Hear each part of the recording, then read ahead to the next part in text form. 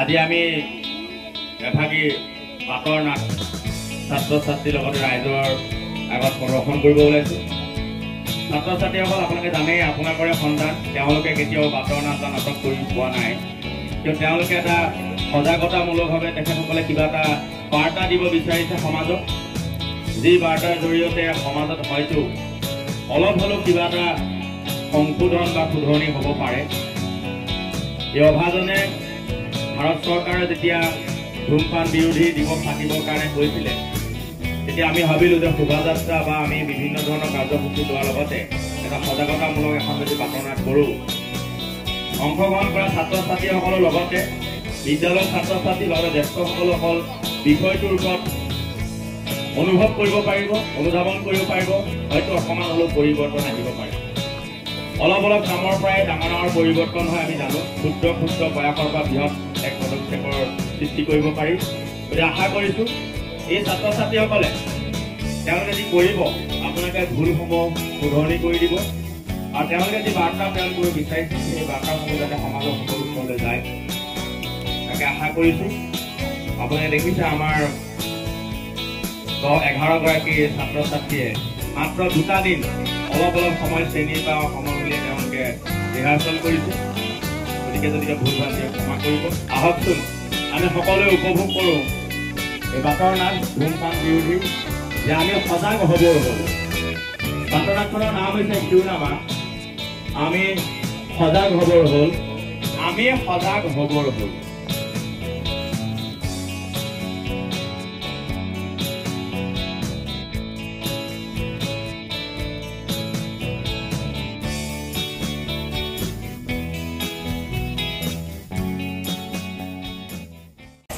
কি লিখিছো তোমালোকে পঢ়ি দিয়াচোন এবাৰ। BA fighter not a smoker. BA fighter not a smoker. তাৰ মানে হ'ল আমি ধূমপায়ী নহয়, আমি যুঁজাৰু হ'ব লাগে। তাৰ পিছৰখন পঢ়ি দিয়াচোন।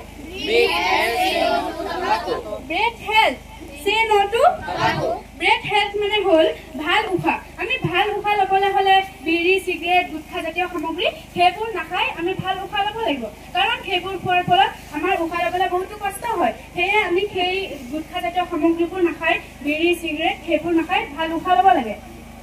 বাইদেউ গুটখা খাই আছে? নাই নাই মই নাই খোৱা, ইহে খাই আছে। ই মইহে খাইছো, তইতো খাই আছ? ক'তা মোৰ মুখত দেখিছে গোন্ধিছা? বাইদেউ ছোৱালী বিলাকো খায়। কি তহঁতে গুটখা খাও? মাৰ লাগে শিৱা আমাক কেতিয়া তই গুটখা খাই দিব?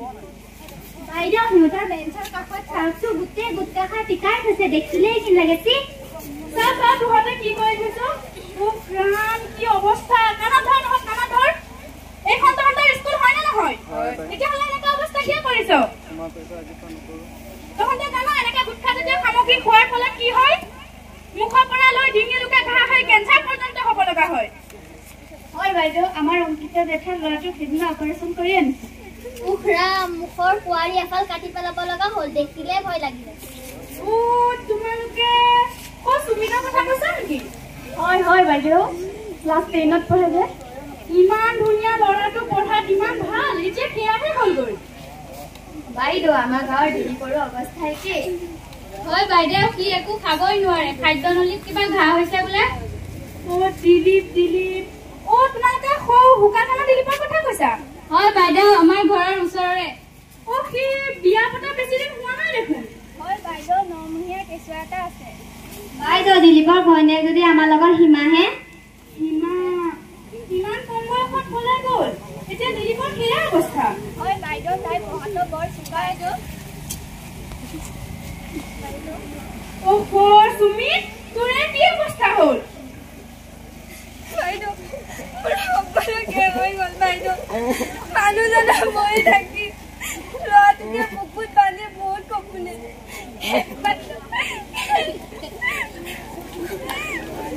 ক্ষমা কৰি দিব বাইদেউ, মই আপোনাৰ কথা নুশুনিলো।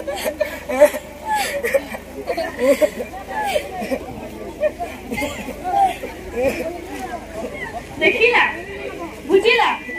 এতিয়া তোমালোকৰ গাত লাগিছেনে? ইমান ধুনীয়া ল'ৰাটোৰ জীৱন এতিয়া ধ্বংস।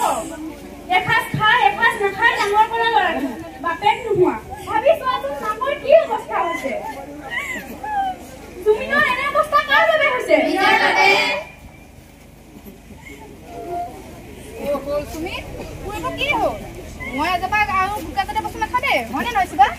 এইবাৰ নাখাওঁ দেই এইবিলাক। আহা তেতিয়াহ'লে আমি সকলোৱে সংকল্প লওঁ। আমাৰ জীৱন আমি সুৰক্ষিত কৰিম। সামগ্ৰী দূৰতে বিদুৰ কৰিম। আমি ধূমপাই নহয় যুঁজাৰু হ'ম। Say no to tobacco. Say no to tobacco. Say no to tobacco. Say no to tobacco. Say no to tobacco. Say no to tobacco. Chengamari উচ্চ মাধ্যমিক বিদ্যালয়ৰ ফালৰ পৰা নিচাজাতীয় সামগ্ৰীৰ পৰা দূৰত থাকক। তেতিয়াহে সুস্বাস্থ্য অধিকাৰী হ'ব। অসমীয়া আৰু প্ৰকৃত সন্তান হ'ব। জয় আই অসম। জয় আই অসম। জয় আই অসম। জয় আই অসম।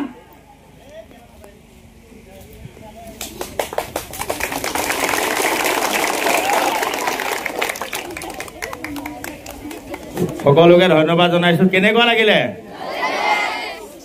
সকলোৱে অভিনয় ভালে কৰিছেনে? যাবলৈ হোৱা নাই? শুনা, এতিয়া আমাৰ মাষ্টৰণী বাইদেউ এইফালে আহিব লাগে, সন্মুখলৈ আহিব লাগে। মাষ্টৰণী বাইদেউৰ নাম কি? চুহানা। তাৰপিছত আমাৰ বিধৱা মাক কি নাম? অংকিতা। এফালে আহা। তাৰপিছতে আমাৰ যাৰ কুঁৱাৰী কাটি এফাল লৈ গ'ল গুটকা খাওঁতে নাম কি? সুমিত মাহাতি। এই ঘটনাটো কিন্তু বাস্তৱ ঘটনাৰ ওপৰত লিখিছো দেই মই, বাস্তৱ ঘটনাৰ ওপৰত। তাৰপিছত ক্লাছত গুটকা খাই ৱালত পিকোৱা ল'ৰা দুটা কোন? শিৱা আৰু অচুত। বাকী এনে গোটেইখিনি আছে বাৰু আমাৰ ইয়াত থিয় হৈ থকা। হা, তাৰপিছত আমাৰ এইফালৰ পৰা গীতা ন, তাৰপিছত নাজমিনা, তাৰপিছত আশীবা, তাৰপিছত সুহানা পাৰভিন, তাৰপিছত ৰিয়া, তাৰপিছত মই এই নাটকখন চাই কেনেকুৱা লাগিলে জনাবৰ বাবে আমাৰ গাঁওৰক্ষী বাহিনীৰ মুৰব্বী দীপেন মাহাতিক দুই এষাৰ ক'বৰ কাৰণে অনুৰোধ জনাইছো। প্ৰধানত যি বাটৰ নাট মঞ্চস্থ কৰিলে, এক বাস্তৱ আজি ঘটি থকা ঘটনাৰ ওপৰত তেওঁলোকে যিমানখিনি পাৰে আমাক সকলোকে সজাগ হোৱাৰ এক বাৰ্তা প্ৰেৰণ কৰিছে। আজি এই অনুষ্ঠানৰ দ্বাৰাই এটা মেছেজ সমাজখনলৈ দিব বিচাৰিছে, আৰু এই মেছেজ এই নাটকখন আমি চাই ইয়াতে হাঁহি মেলি ইয়াতে শেষ নকৰি যদি ইয়াৰ পৰা ওলোৱা মেছেজবিলাক আমি উপলব্ধি কৰিব পাৰোঁ, বা অন্তত দুজন মানুহকো যদি এই অভ্যাসৰ পৰা আঁতৰাই আনিব পাৰোঁ, তেতিয়াহে এই নাটকখন সফল হ'ব বুলি মই ভাবোঁ।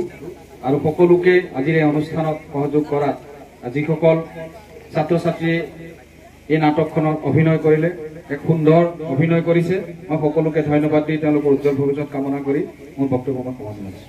চেঙামাৰী উচ্চ মাধ্যমিক বিদ্যালয়ৰ তৰফৰ পৰা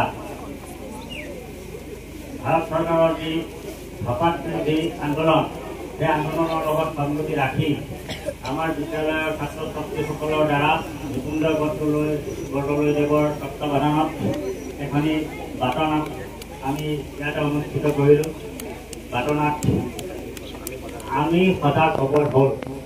এই বাটৰ নাটখনৰ যোগেদি ছাত্ৰ ছাত্ৰীসকলে ধপাতৰ বা গুটখাজাতীয় সামগ্ৰীবিলাকৰ মানুহৰ জীৱনত যি বিৰূপ প্ৰভাৱ, বেয়া প্ৰভাৱ, তাৰ প্ৰতি ৰাইজক সজাগ কৰিবৰ এটা ক্ষুদ্ৰ প্ৰচেষ্টা হাতত লৈ এই বাটৰ নাটভাগ আগবঢ়াইছে।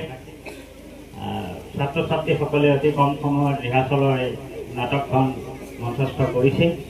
আমি ভাবিছোঁ নাটকখনৰ দ্বাৰা ক্ষুদ্ৰ এটি হ'লেও মেছেজ সমাজলৈ বা অঞ্চলৰ ৰাইজৰ মাজলৈ বা ছাত্ৰ ছাত্ৰীসকলৰ মাজলৈ গৈছে, আৰু ছাত্ৰ ছাত্ৰীসকলৰ যোগাদি নিয়ে এই মেছেজটো আমাৰ সমগ্ৰ অঞ্চলত বিয়পি পৰিব।